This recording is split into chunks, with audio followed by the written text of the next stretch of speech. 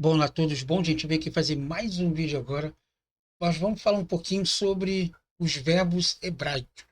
Isso mesmo, tem muitos verbos hebraicos que eles são característicos de formas perfeitas, imperfeitas, verbos fracos, verbos fortes. Vamos entender o que significa os verbos fortes e verbos fracos. Então, vamos fazer uma série de aulas sobre essas questões dos verbos hebraicos, tá bom? E numa delas vamos começar então pelas características gerais. A forma mais simples da maioria dos verbos em hebraico, que é a forma na qual estão listados no dicionário, é a terceira pessoa do masculino singular do perfeito cal. O que acontece? Toda vez que você pegar uma palavra e procurar no dicionário, todas as vezes, geralmente, ela vai estar na terceira pessoa do masculino singular do perfeito, tá bom? A palavra cal vem de kalal, e significa ele foi, ele é leve. Em outras palavras, não foi, é pesado. E cal é a denominação dada ao tronco simples do verbo na voz ativa, tá bom? Então ele comeu, ele falou. Nos dicionários em português, usa-se a forma infinitiva, comer, falar, tá bom? No hebraico sempre é a terceira pessoa do masculino singular. A forma da terceira pessoa do masculino singular do perfeito cal, verbo, normalmente tem três consoantes acompanhadas de duas vogais, de modo a formar uma palavra bissilábica. O acento cai na segunda sílaba. A primeira sílaba é aberta e sempre tem um cametes como vogal, que é a letra A. A segunda sílaba é fechada, a não ser quando terminar em Aleph ou Re. Quando for fechada, ela tem um patá ou vogal. O patá é a letra A. E quando for aberta, ou seja, quando terminar em Aleph e Re, o patá é alongado, transformando-se em cametes, tá bom?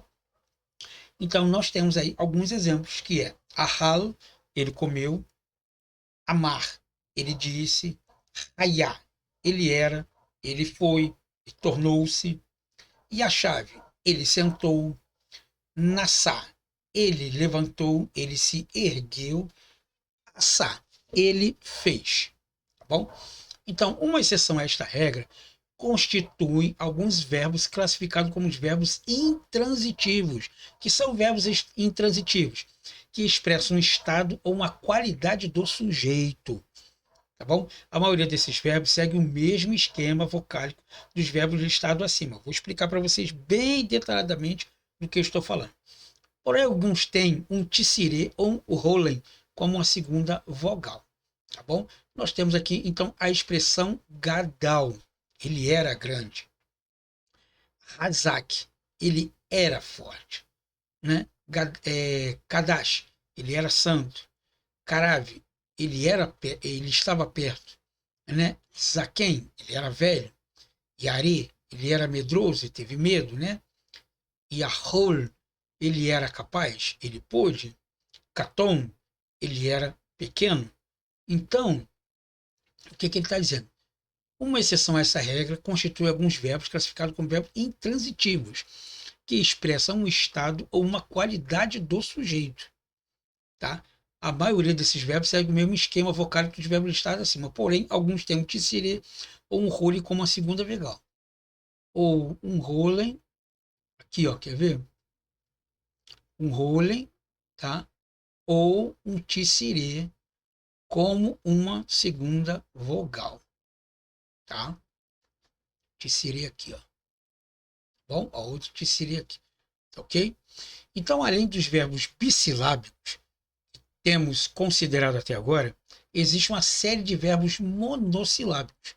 Originalmente, esses verbos tinham um iode ou um vav como consoante no meio. Porém, no decorrer do desenvolvimento da língua, o iode ou vav se contraíam com a vogal precedente, formando uma vogal invariavelmente longa e perdendo assim o seu valor como consoante, tá bom? São os verbos com escrita defectiva e escrita plena. A escrita plena ela se tornou ainda bem posterior aos textos mais antigos, tá bom? Então, esses verbos são considerados como não mais tendo uma consoante no meio. São, portanto, às vezes denominados verbos ocos. Outros os denominam como verbos de vogal intermediária ou verbos médio, iod médio ou vav médio. No caso desses verbos, o verbete do dicionário tem uma forma do infinitivo construto do cal, em vez da terceira pessoa do masculino singular do perfeito cal. Como nós temos aqui a expressão bo, quer dizer ir ou entrar. Não quer dizer que ele entrou, ele foi, tá bom? Aqui já é a forma do infinitivo. Por exemplo, a expressão mut quer dizer, não quer dizer que ele morreu. Mut quer dizer morrer, tá? Com, levantar-se, nerum, ser alto, exaltado, shin, colocar, shuv, retornar, voltar-se ou volver-se, tá bom? E no caso de alguns verbos que terminam em re ou ret, o iod e o vav do meio não se contrai com a vogal anterior, de modo que continuam tendo a função de uma consoante normal. Bom, raiá, ele foi, do verbo ser. Nós temos aqui raiá também, é do verbo ele viveu, tá? Savá, ele ordenou. Kavá, ele esperou, teve esperança. E nós temos a expressão ravá, ele se saciou ou ele se fartou. Os verbos hebraicos são classificados em fortes ou fracos. O verbo forte tem 3 consoantes na terceira pessoa do masculino singular. Uma consoante, 2 consoantes, 3 consoantes. 1, 2, 3 consoantes, 1, 2, 3 consoantes, 1, 2, 3 consoantes, 1, 2, 3 consoantes. Correto?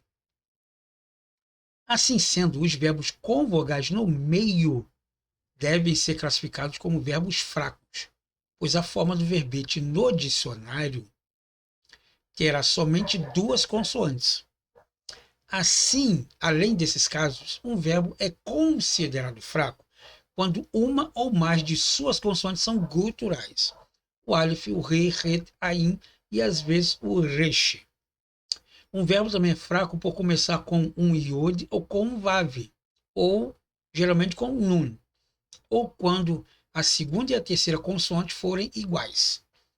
Os verbos que terminam com re e os verbos que começam ou terminam com ain ou aleph podem ser considerados subcategorias de verbos fracos, tá bom? Nós vamos entender isso aqui. Todos os verbos fortes são agrupados em uma só classe. Por outro lado, os verbos fracos são agrupados em 10 classes diferentes. Os primeiros gramáticos nomeavam as várias classes de verbos fracos usando como base um verbo modelo escolhido para esse propósito. Poderiam ter escolhido qualquer verbo com 3 consoantes ou radicais trilaterais para servir de base para os nomes. Mas a sua preferência recaiu sobre o verbo fraco pa'al. Ele fez. Os verbos fracos foram então organizados em classes distintas de acordo com a posição do radical fraco na sequência das 3 consoantes do verbo modelo. Assim, o verbo com uma gutural no começo foi chamado de P gutural. P gutural por causa do P aqui, ó, tá? Um verbo com uma gutural no meio, a gutural, porque tem um AIN de paal aqui no meio, tá bom? E com uma gutural no fim, chamado de lamed gutural, porque tem a consoante lamed aqui no final. Então, P gutural, I gutural, lamed natural, tá bom? Paal forma, então, essas consoantes aqui. Então, muitos gramáticos modernos preferem designá-lo simplesmente como primeira gutural, segunda gutural, terceira gutural e por aí vai, tá bom? Então, a seguinte tabela mostrará o sistema tradicional e o moderno de nomenclatura das várias classes dos verbos fracos, tá bom? Então, nós temos aqui ó, o P gutural, tá? O AIN gutural, o lamed gutural, P aleph, lamed aleph, lamed re, P nun, AIN vav, AIN iod, tá bom? O AIN gutural, o 2 gutural, o 3 gutural, o aleph e assim sucessivamente. Por que P gutural? Porque eu tenho aqui o AIN no meio, tá bom? P gutural porque é de Paal, Tá vendo? Então, a primeira palavra ou o primeiro verbo que começa com ain, ele é P gutural. P, Aleph e Lamed. Tá bom? Veja aqui o modelo Pa'al. Se é o Shin, o Aleph e o Aleph, o Lamed, então eu tenho aqui o Ain gutural e eu tenho aqui o Lamed gutural. Tá bom? Aqui eu tenho o Lamed gutural, tá? Lamed, o P Aleph, o P aqui, ó. P de Pa'al e Aleph porque é a primeira consoante e assim sucessivamente. Tá bom? Aqui nós temos o verbo modelo, Pa'al, tá? Tem o P Vav aqui, que é o Iod e o Vav, ou P Iod, tá bom? Nós temos o A em duplo, tá? Que são esses dois aqui, ó. O A in aqui, ó, duplo, ou pode ser A in, tá? Nós temos aqui o P Iod, tá? P de Paal, que começa aqui, então ele é o primeiro aqui, tá bem? Nós temos o A em duplo aqui novamente, tá bom? Então os verbos fracos podem ter mais do que uma consoante fraca, de modo que exibe as peculiaridades de mais do que uma classe de verbos fracos.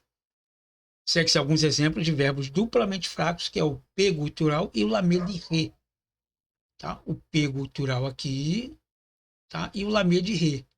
Pa-al. Lamed Re, tá bom? Nós temos o P gutural e o Lamed Aleph. P gutural e o Lamed de Pa'al, o Aleph, tá bom? E assim sucessivamente, tá bom? Ao contrário dos verbos fracos, os verbos fortes não têm nenhuma consoante fraca. Compare a lista representativa de verbos fortes e a seguir com os verbos fracos listados acima. Karat, ele cortou, tá? Nós temos 3 consoantes fortes aqui, tá? Cachal, ele tropeçou, né? Karat, ele escreveu, Katabi, ele escreveu, desculpa, né? Machal, ele governou, ele visitou, inspecionou, Pakad, tá? Katal, ele matou, Shahav, ele se deitou, chamar, ele guardou. Em 2 desses verbos, tanto a expressão karat quanto a expressão chamar, o ureche não é tratado como gutural, mas como uma consoante normal. Por quê? Porque ele está aqui, ele está no final e aqui ele está precedido, tá bom? E antecedido por uma vogal.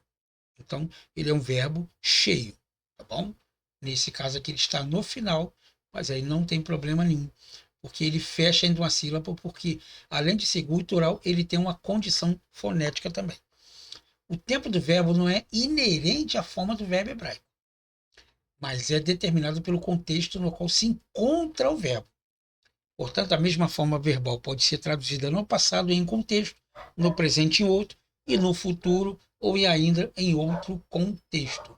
Tá bom? Nós vamos voltar isso aqui novamente para que você pegue direitinho a questão dos verbos em hebraico, as características gerais. Tá bom? Muito obrigado, então, por você ficar comigo até aqui. Nos vemos, então, numa próxima aula.